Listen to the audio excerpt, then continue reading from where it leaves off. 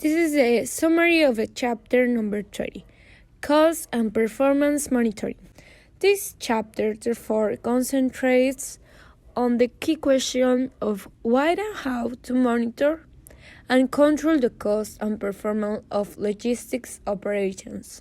Why monitor? Some typical aims might be to ensure that the distribution operation is run as well it can be, to support the planning and control of an operation so that any information can be feedback to the process of planning and management. There are several systematic approaches that have been developed and these have a varying degrees of sophistication and detail.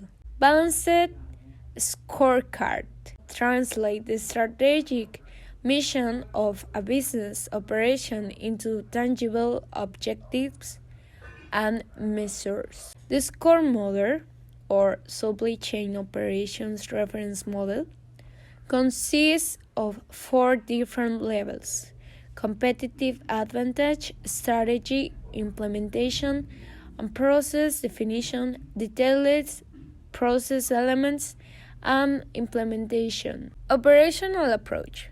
Sometimes the most appropriate for small to medium-sized companies. Identify the organization and departmental objectives. Set productivity and performance goals. Take corrective action if necessary. What to measure against? Historical data.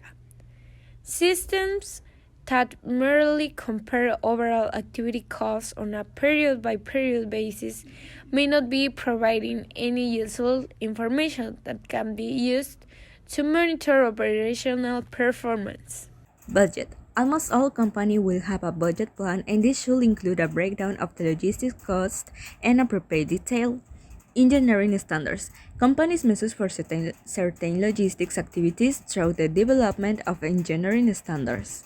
This involves the identification of detailed measures for set tasks and operation, and is particularly appropriate for many key tasks, especially picking operations. External standards and benchmarking. The intention here is that companies' performance can be compared to similar external operation and standards, making comparison more realistic and therefore more valuable. A logistics operational planning and control system. In this section, a simple logistics operational planning and control system is outlined. For this, the budget is used as a basis for providing quantitative objectives. Good practice. There are a number of key areas of good practice that should be considered when developing the detail of an effective cost and performance monitoring and control system. Detailed metrics and KPIs. These are very often called key performance indicators. Detailed measurements are likely to differ from one company to another depending on the nature of the business.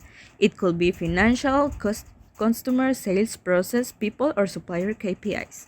The presentation of metrics. A good cost of performance monitoring system will cover all the major elements of business operation, but aside from the importance of the accuracy of the data.